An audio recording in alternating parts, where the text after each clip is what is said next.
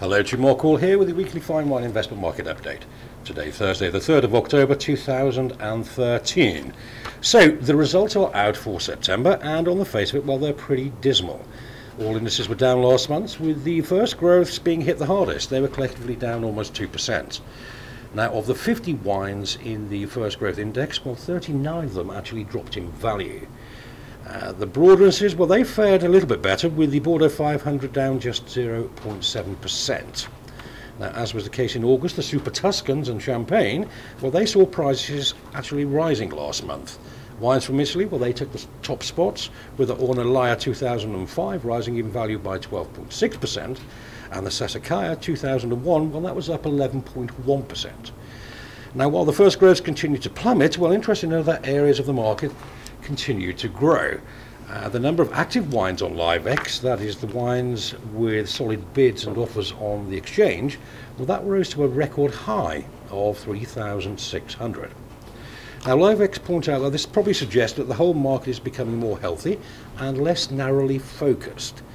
Now, on to other news. Well, there was an interesting report on the BBC this week that points out that the Chinese wine buyers are most definitely turning their attention towards the wines of California. It was, of course, the Chinese first growth buying frenzy that drove prices of the Premier Cru in general, the Lafite Rothschild in particular, sky high. We know now, of course, that this love affair has well and truly ended, with the first growth no longer of any particular interest to this market. But as we've been saying all year, the top wines from California, in particular Screaming Eagle, are excellent investment wines, and it now appears that the weight of the Chinese market might just be starting to agree with us. Now, in the BBC article, Linda Rife, the president of the Napa Valley Vintners Association, says that the Chinese market is hot. She goes on to say, and I quote, "For Californian wine, China is the 5th largest export market, which has increased in sales by 20% in 1 year alone. For our membership, well, we've gone from only a handful of our members selling wine in China to over 100 now. So our advice to you, well, it's very simple. Watch this space closely." Now, if the Californian wines do take off, well, you can buy them at entry prices using our fine wine platform.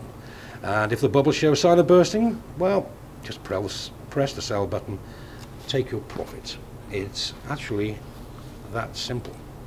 So, if you'd like to get in touch to find out more, well, our details are on the screen.